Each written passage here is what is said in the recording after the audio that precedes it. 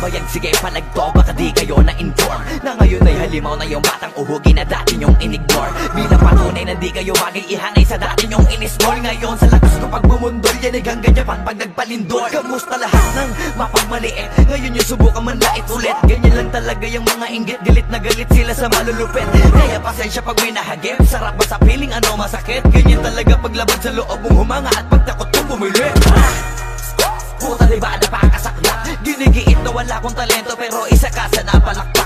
Sigit-sigilan nakakaputak, sa pandinig mo ay isalpak. At na mahina laman ang awitin hanggang sa ang utak mo'y mabakbak. Ano masarap ba?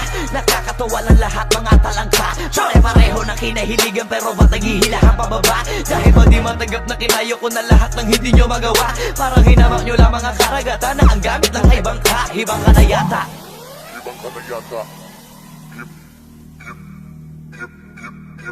Ibang ka na yata. Ibang ka na yata. Lahat na may maling tono, makakababa na sa trono. Handa naman akong pakinggan kayo, wag nyo lang ako gawing bobo. Bueno, eto na ang malinaw na sagot ko sa napakalabong tanong kung bakit ako sumusulot o papatunayan na hindi ako patabon. Alam nyo ba yun? Malamang hindi kasi hindi kayo alisto. Sa sobrang bulag nyo sa katotohanan, lahat kayo ay pinanisko.